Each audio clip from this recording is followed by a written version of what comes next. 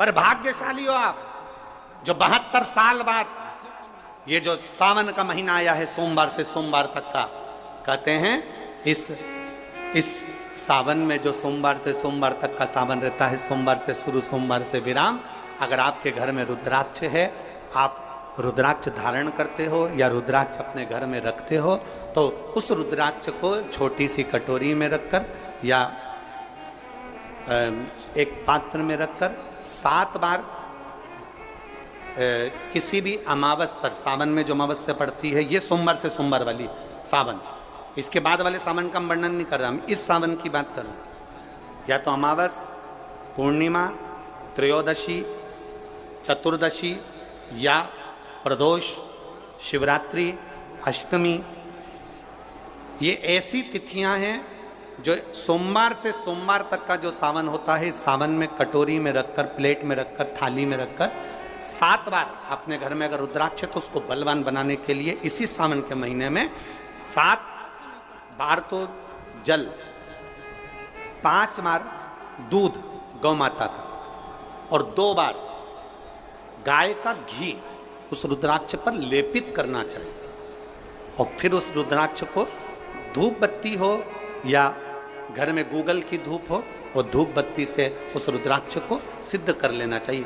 कुछ नहीं आता ना, शिव का नाम लो, श्री शिवाय नमस्तुभ्यं बोलो और उस रुद्राक्ष का स्पर्श कर कर अपने गले में धारण करते हो तो गले में, पूजन में रखते हो तो पूजन में, या किसी कार्य सिद्धि के लिए रखते हो तो कार्य सिद्धि के लिए। अगर ये सोमवार से चालू होने वाले सावन को, सोमवार से विराम होने वाले सावन में अगर हम सिद्ध कर लेते हैं तो वो रुद्राक्ष हमारे जीवन का सबसे श्रेष्ठ रुद्राक्ष हो जाता है, सर्वश्रेष्ठ। अभी हमारे सीहोर में कुबेरेश्वर धाम पर ये जो सावन का महीना आया है, इस सावन में हमारे यहाँ कुबेरेश्वर धाम पे वैसे तो जो महाशिवरात्रि आती है, जिस समय रुद्राक्ष उत्सव होता है, उस समय पर रुद्राक्ष को सिद्ध कर लिया जाता है। पर जो सावन ये आया है, इस सावन में हमारे यहाँ प्रतिदिन बाबा के रुद्राक्ष को सिद्ध करते हैं। प्रतिदिन नियम है रुद्राक्ष पर जल चढ़ाना, दूध चढ़ाना, घृत लगाना और बाबा के रुद्राक्ष, क्योंकि इतने भक्त आते हैं उनके लिए वो रुद्राक्ष सिद्ध होना चाहिए।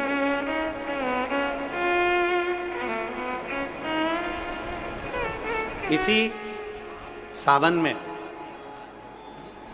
4 मुखी 3 रुद्राक्ष, कितने? 4 मुखी कितने? 3। 5 मुखी रुद्राक्ष 3 और 6 मुखी रुद्राक्ष 3। इनके बीच में 1.25 गांठ लगाई जाती है। 4 रुद्राक्ष कितने? जल्दी बोलो। 4 मुखी रुद्राक्ष कितने? 3। 5 मुखी रुद्राक्ष कितने? 3। 6 मुखी रुद्राक्ष कितने? 3। इनके बीच में 1.25 गांठ लगाई जाती है। मतलब एक गांठ पूरी लगाई जाती है, फिर आधी गांठ लगाकर फिर रुद्राक्ष को डाला जाता है लाल धागे में, फिर 1.25 गांठ ऐसी चलती है। 9 रुद्राक्ष होते हैं कुल टोटल। अगर ये 9 रुद्राक्ष को शंकर भगवान के शिवलिंग के पास में रखकर, ये सावन, इसको अन्य सावन में नहीं कर सकते, केवल इसी सावन भगवान शिव के मंदिर में शिवलिंग के पास उसको रखकर 7 लोटा जल, 5 बार दूध और 2 बार घृत अगर लेपन कर दिया जाता है उस माला को, और उसी माला को हम बेलपत्री के पेड़ के नीचे बैठकर अपने गले में अगर धारण कर लेते हैं तो दुनिया का ऐसा कोई कार्य नहीं जो तुम्हारे लिए हो नहीं, पक्के में होकर ही मान। उस रुद्राक्ष का इतना महत्व, ये तुम जो सहज में सुन रहे हो ना, हम फिर कहेंगे दया सिंह, जो हम फिर दया सिंह जी को धन्यवाद देंगे कि ये जो सावन के महीने की कथा लिए दया सिंह जी, ये साधारण नहीं है। दुनिया के लोग भले इसको सहजता में रख लें। 27 जुलाई 1953 में ये सावन आया था, उसके बाद 2024 में ये सावन आया। लोग तरसते हैं इस सावन के लिए कि इसमें हमें रुद्राक्ष को सिद्ध करना है, हमें इसमें बेलपत्र का पान करना है, इसमें हम जो मांगेंगे हमारा बाबा कृपा करने के लिए तत्पर रहता है। ये वो रुद्राक्ष का आनंद उठाते। मैं धन्यवाद देता हूं दया सिंह जी आपको बहुत बहुत, और पूरी समिति को। शिव मंदिर में जैसे आप लोग जाते होंगे शंकर जी के मंदिर में, तो ये तो शिवलिंग हो गया, ये जलाधारी हो गई, ये जलाधारी है, ये शिवलिंग है। और जलाधारी और शिवलिंग के यहाँ शिवलिंग से लेकर जहाँ से पानी नीचे गिर रहा है, आप पानी यहाँ चढ़ाते हो तो ये घूम के यहाँ से नीचे आ जाता है। आपने जल यहाँ चढ़ाया शिवलिंग पे तो जल घूमकर यहाँ से नीचे आ जाता है। इस जगह से नीचे की ओर आ जाता है, इस स्थान से।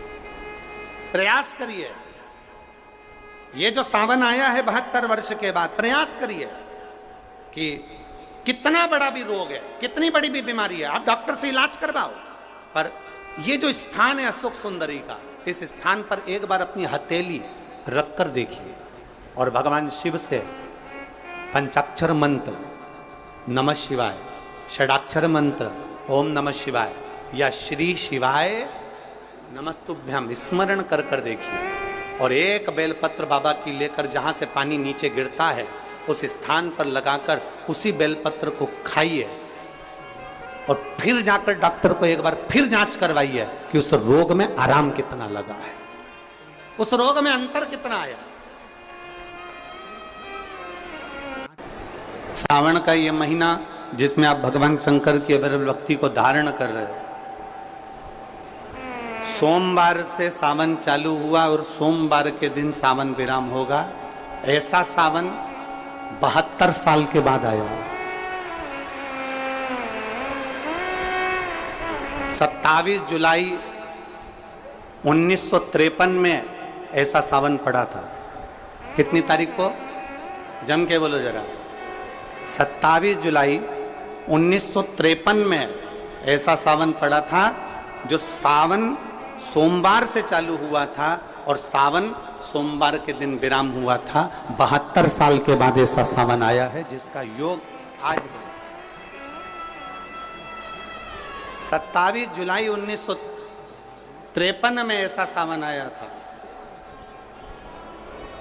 अब जरा किस्मत देखिए, आपका भाग्य देखिए रे छत्तीसगढ़ वालों, नजर उतरवा लेना आप कि 72 साल बाद ऐसा सावन आया जो सोमवार से चालू हुआ, सोमवार को विराम हो रहा है।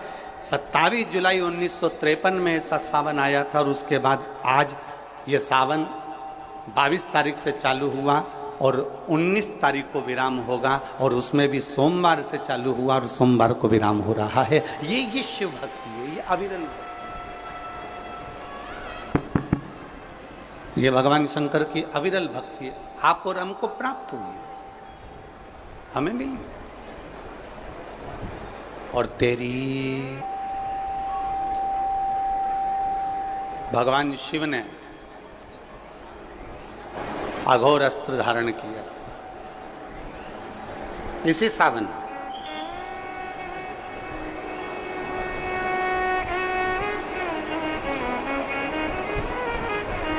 एक त्रिपुरासुर असुर हो गया,